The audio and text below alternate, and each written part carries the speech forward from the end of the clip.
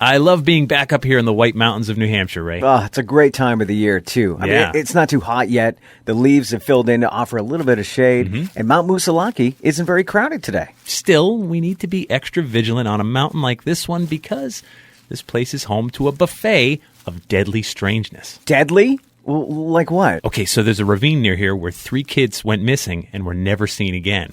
And if that isn't enough, this mountain is also said to be home to an immortal mad scientist who still hunts for new victims. I'm Jeff Belanger, and welcome to episode 197 of the New England Legends podcast. If you give us about 10 minutes, we'll give you something strange to talk about today. And I'm Ray Auger. Mount Moosilauke in the White Mountains of New Hampshire is the next stop on our mission to chronicle every legend in New England, one story at a time.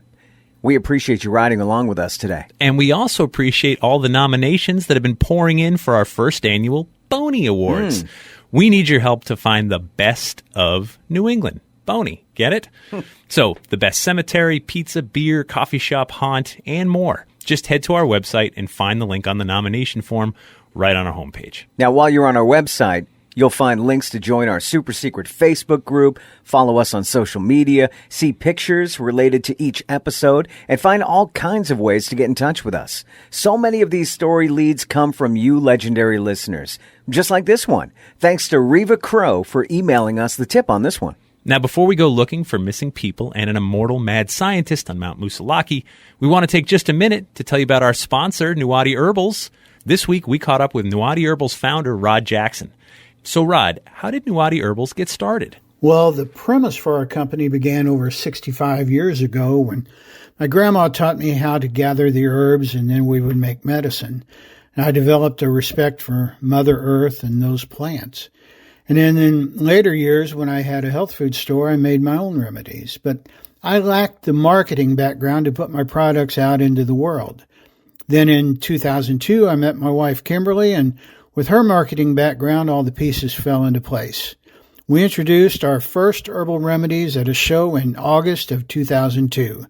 Today, over 18 years later, Nuwadi Herbals can be found in hundreds of locations, and we're still growing. Thanks, Rod. The world is opening back up. We can shop in stores again. If you're a retailer looking to carry some of these great all-natural products, you need to reach out to Nuwadi Herbals and ask about their wholesale opportunities. Tell them New England Legends sent you and get free shipping on your first wholesale order. Of course, you can always order Nuwadi Herbals online. These are herbal remedies from Mother Earth. Check out the Nuwadi Herbals website to see all of their great products, and you legendary listeners get 20% off your order when you use the promo code LEGENDS20 at checkout. Visit NuwadiHerbals.com. That's Nuwati Herbals with an S.com. All right, Jeff, I'm starting to get a little nervous. Okay. People go missing on this mountain, and there's some kind of crazed zombie doctor up here, too. Well, that's what they say. All right, here's a little more information about Mount Moosilauke. The mountain is 4,802 feet high, and it's one of the famed 48 4,000-footers in New Hampshire. It's located in the town of Benton, New Hampshire, here in the White Mountains. The name Moosilauke is an Abenaki Indian word that roughly translates to bald place, which refers to the top of the mountain where the trees don't grow. It's a great mountain, a great hike, in a place with enough legends to fill a whole book. Most of what we know about the immortal mad scientist comes from legends told by students at Dartmouth College who come up here for hiking outings. As in Ivy League Dartmouth? The very same. Okay, so we're making our way up the mountain coming up from the northeast. We parked off of Route 112 at Kingsman Notch, and we're following part of the famous Appalachian Trail, a trail that would take us all the way to Georgia if we followed it to the end. Now, hiking in the White Mountains has called to many people for more than a century and a half. Though it's beautiful up here, it's also dangerous, even deadly. There are bears, weather conditions that can change in an instant, and now we also have to worry about some crazed doctor from almost 2 centuries ago. It's about a 3-mile hike to the summit, but our first stop is the halfway point. This is the ravine where they say 3 boys went missing. Okay, here's the name of the ravine on the trail map.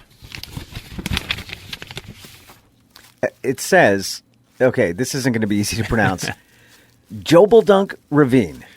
Okay, to figure out what happened, we're going to head back to the year 1880 and meet these 3 boys.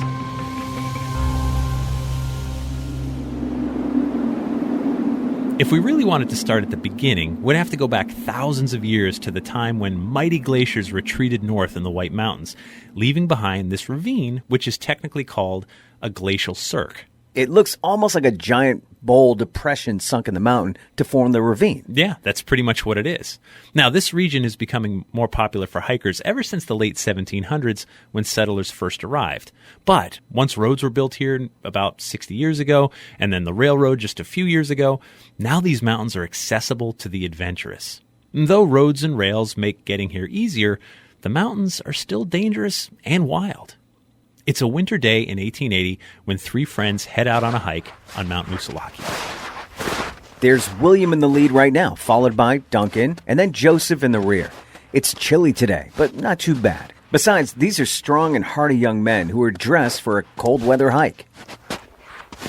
The trio are making their way up through the big ravine on the northeastern slopes of Mount Moosilauke.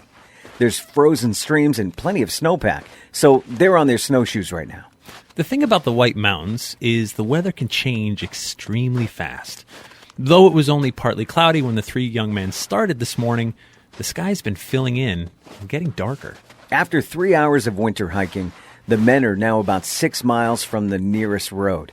William is the first to speak up about the weather, but Joseph doesn't seem so concerned. He figures even if snow starts to fall, if they take a direct path back, they could get to shelter within maybe 2 hours.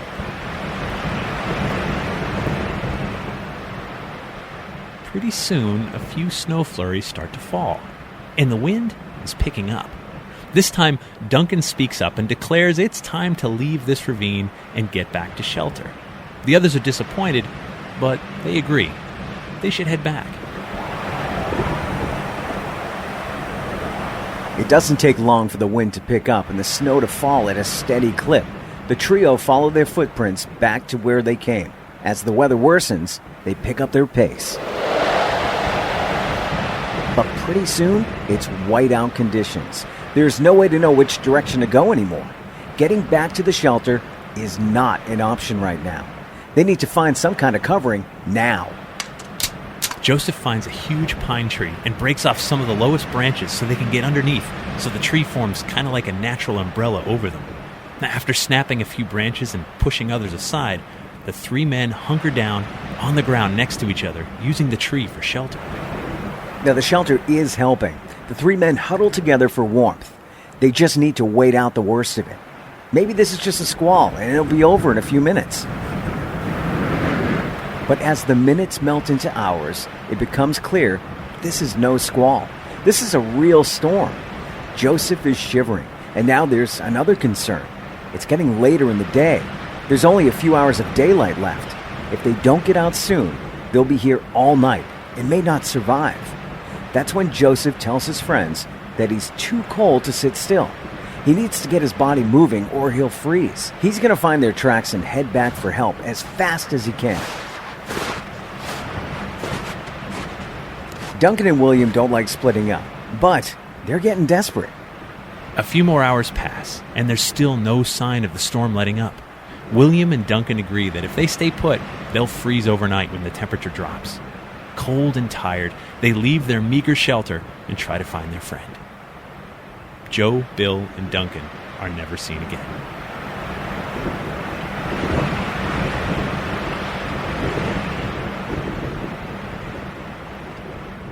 Search parties are sent the following day, but soon any hopes of finding them alive fade with the following day's sun. Maybe they survived one night, but the odds are remote of surviving two. At this point, the searchers give up. No remains are ever found. The only thing that survives is the story of Joe, Bill, and Duncan. That, and the name locals slap on this glacial cirque of a ravine. The name, Jobeldunk. Ah, for Joe, Bill, and Duncan. Jobeldunk. That's what they say. What about the mad, immortal scientist lurking around in the woods, though? Right, so the strange tale of Dr. Thomas Benton.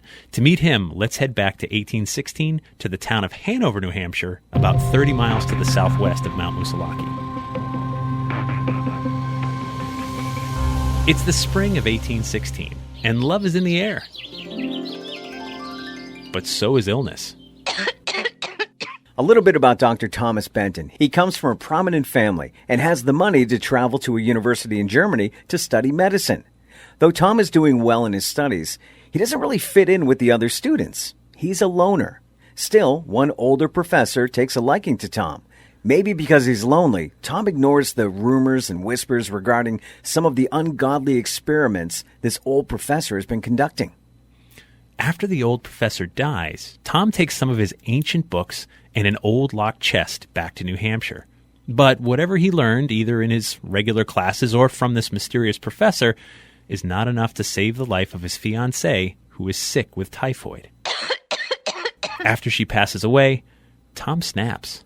He walks away from his life and away from his medical practice, and he takes those old books and that locked chest into the woods of Mount Moosilauke. Now that's when things get weird on the mountain. Dr. Benton is experimenting with elixirs that can grant eternal life. Over the years, farm animals go missing. Sometimes loggers go missing, and even hikers. After all, Dr. Benton needs subjects for his experiments. By the time Joe, Bill, and Duncan go missing in the winter of 1880, some wonder if the boys were lost to severe weather or if maybe they were snatched up by Dr. Benton. Either way, Dr. Benton must have had success with his immortality elixir, but at a steep price, because now he's lost his mind. Hikers report seeing him run through the woods and then vanish, or they'll hear his maniacal laugh in the wind that whips around the mountain. By the turn of the 20th century, students at Dartmouth College, located in Hanover, make regular outings to Mount Moosilauke. The story of the crazed and immortal Dr. Benton is the tale they tell the freshmen every year. And that brings us back to today. So the Dartmouth Outing Club still tells the tale of the immortal Dr. Benton to this day. Okay, wait a minute. I still have some questions. Yeah, me too. Now, is there any historical Thomas Benton? It's not lost on me that the closest town to Mount Moosilauke is Benton, New Hampshire. Yeah, so to answer your question, yes and no. There is a Thomas H. Benton. In fact, Benton, New Hampshire is named for him. Originally called Coventry, New Hampshire, the town was renamed Benton in 1840 in honor of Thomas. But here's the weird thing. The Thomas H. Benton, who is the namesake of the town, is actually a senator from Missouri. It was New Hampshire Governor Isaac Hill who proposed naming the town after the senator who was champion of Western expansion. Okay, but what about Jobledunk Ravine? That one's even more hazy. I mean, another version of the story suggests it was named after the first 3 people to explore the ravine, and yet another suggests that it's a Native American term whose meaning has just been lost to time. Either way, this mountain blends legends and words from the 2 worlds that collided here. I mean, there's the Abenaki name of the mountain colliding with the British and European names of people who came here. Now, no matter what you believe, the White Mountains are beautiful. Sure. But they can be a dangerous place. Hikers can and do go missing. People do die up here. Maybe that's why Dartmouth warns their freshmen of the strangeness that might be lurking in the woods. Plus, we know from some of the other legends we've explored that sometimes people do go feral. Hermits, wild men, and others have been known to terrorize locals. Maybe those people can't live forever, but their story does.